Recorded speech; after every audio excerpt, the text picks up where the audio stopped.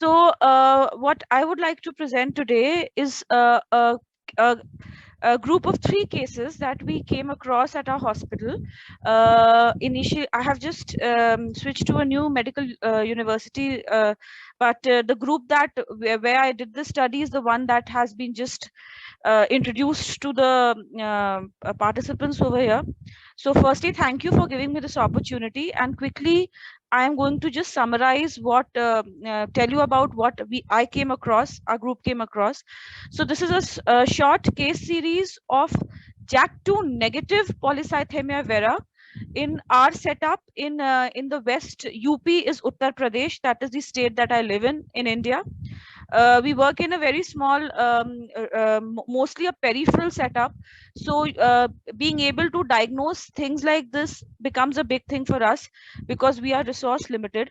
So, that is why I think it was important to share this at a larger platform, the findings that we had. So, Polycythemia vera belongs to the group of MPNs, as we all know, with excessive increase in hemoglobin levels. The condition affects as an estimated 42 to 57% per 1 lakh individuals in the US.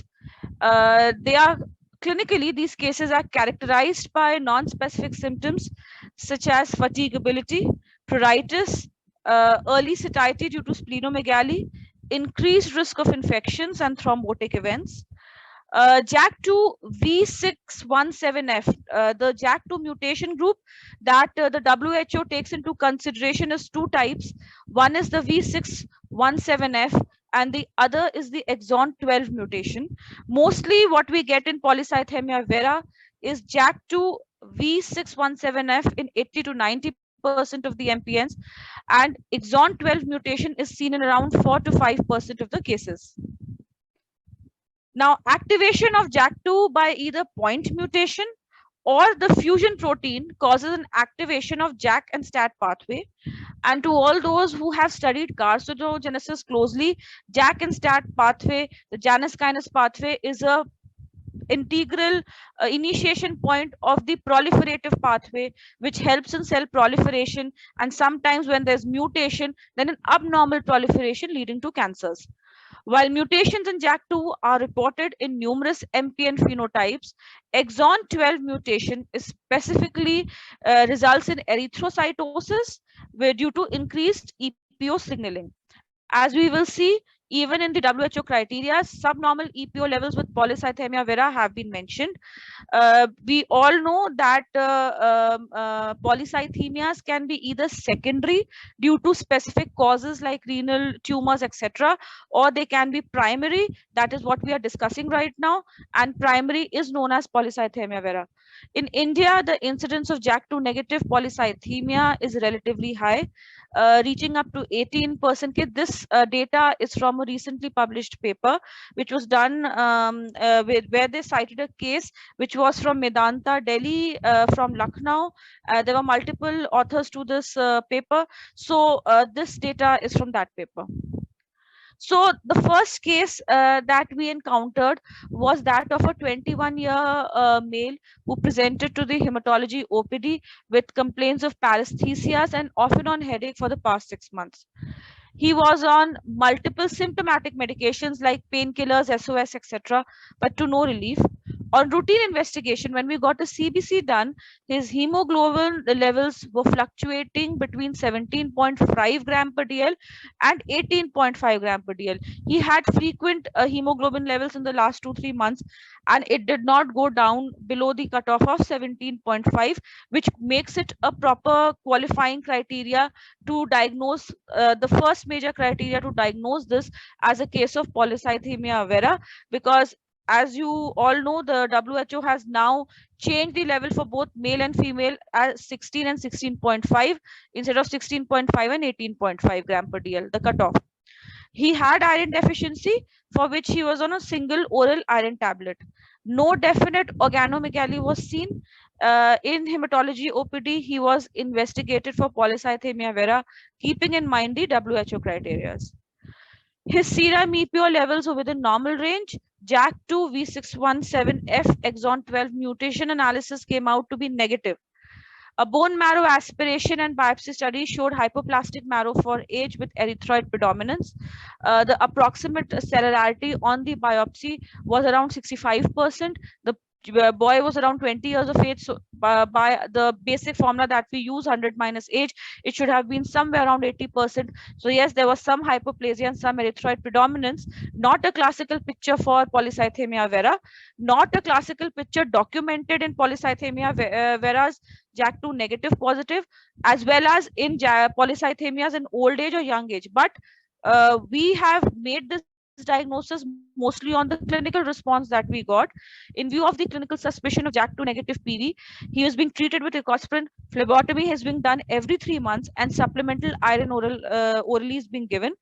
The patient has dramatic relief from his paresthesias and headaches, and till the last we followed him up, I mean till last 1 month back, his hemoglobin level was maintained at 16.5, which initially was between 17.5 and 18.5. So this was an aspirate picture with erythroid cells. The biopsy, sorry, I couldn't place it in this presentation, but this was the aspirate. Second case that we came across with similar findings was a 32-year male who presented to the hematology OPD with mild headache and weakness for 6 months. A routine CBC investigation showed hemoglobin as high as 18.4, which was persistent. We actually monitored up to 3 CBC levels. A mildly raised RBC count was seen. Rest all parameters were within normal limits, so there was no panmyelosis. On examination, no hepatosplenomegaly or lymphadenopathy was seen. A subnormal serum EPO level was present. Again, JAK2, both V617F and exon 12 were negative. Patient again was started on similar therapy and had a dramatic relief from it. Similarly, a 29-year male presented to the hemat OPD with paresthesias and weakness for 3 months. Routine CBC investigation showed a hemoglobin of 19.7. Similar picture clinically, low serum EPO levels. Again, the mutation analysis was negative. Similar treatment was given, and he's dramatically improved. All 3 cases had no history of any cause of secondary polycythemia vera, like smoking or living at high altitudes. So we, on the basis of the hemoglobin findings as well as the clinical response to the treatment, we have been following up these cases just as plain polycythemia vera, and the patient has not progressed into anything. In fact, they are having significant symptomatic relief, and are going about their daily activities now. Sporadic patients, so coming to the discussion, sporadic patients with PV do not carry JAK2, and the proportion of familial cases of PV that are negative is definitely higher. Very few cases with negative JAK2 and clinically suspected PV responding to therapy have been documented as of now. The WHO introduced the criteria for diagnosing PV, which included an increased red cell mass or an HB level 18.5 and 16.5 in women. Now, this has been updated to 16 in women and 16.5 in men, as well as additional criteria like bone marrow hypercellularity, JAK2 mutation profile, and subnormal EPO level. This is the normal defining criteria for polycythemia vera. These criteria were adapted in the British Committee for Standards and Hematology Guidelines for Diagnosis and Management. The mutations described recently in JAK2 V617F negative polycythemia are exon 12 and CALR mutations. However, our case did not show an exon 12 mutation also. Among this, JAK2 and exon 12 mutation was associated with isolated erythrocytosis compared to the 617F variant, which also has panmyelosis, that is elevated leukocytes or platelet counts. There is noted significant difference in the clinical outcome of both cases, that is negative and positive. JAK2 positive PV has a worse prognosis than JAK2 negative. In general, patients who do not express JAK2 V67 are older than those who who do express are older than those who do not. Now, this point, yes, matches with our studies to some extent, to our observation actually, where all our cases are between like 20, 29 and 32 years of age. None of them is 40, 45 or 50. in recent times, mutation of JAK2 exon 12 have been described in 617F negative patients with PV. However, in our case, we could not demonstrate either the 617F or the exon 12. So that was a big area. But seeing that the WHO has now updated to heme 5, which is when we saw these cases, we were just following the heme 4R. I'm sure as we progress with hematology, we will see a lot of changes in what the WHO had defined as fixed criteria before. I'm sure a lot will change because the landscape of mutation profile in hematolymphoid malignancies is changing to a great degree, and it is changing rapidly. So what we actually presumed when we made this diagnosis is we took the CBC findings, we took the clinical symptoms, and then we just monitored the patient response, agreeing to the fact that yes, exon 12 was yet not present, the age matched, the CBC findings matched, and the biggest thing is that the patient is relieved after we started the therapy for a subclinical polycythemia vera, and no complications have been seen in these cases till now. So I conclude that all these three cases that presented to the department had been undiagnosed before, they had neurological workup. They were being given multivitamins incessantly, because in smaller setups in India, it is quite common that people come from villages, etc. They are just misguided by people who are not qualified to treat them. So they self medicate at times, especially with multivitamins, etc. The unique feature of all these cases was the negativity in not only 617F but also exon 12, which in the international literature has been documented to be seen in the negative 617F cases, despite the clinical behavior of these cases being that of polycythemia vera. The limitation that we had is with the bone marrow findings, with the molecular profile and the clinical profile, we could not place them in any other subset of MP and MDS or any other hematolymphoid lesion.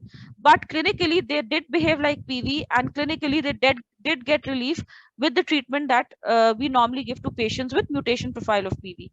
These cases are being actively managed as low risk polycythemia vera, and since the start of the treatment comprising of phlebotomy, once every 3 months, the hemoglobin and hematocrit concentrations are maintained. No cytoreductive therapy has been given to them. And the reason we are presenting this case on this international platform is that such cases, even from a small setup like ours, I think need to be reported and discussed extensively.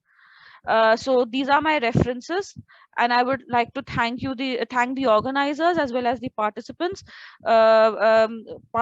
for a patient listening, and organizers for giving me this opportunity.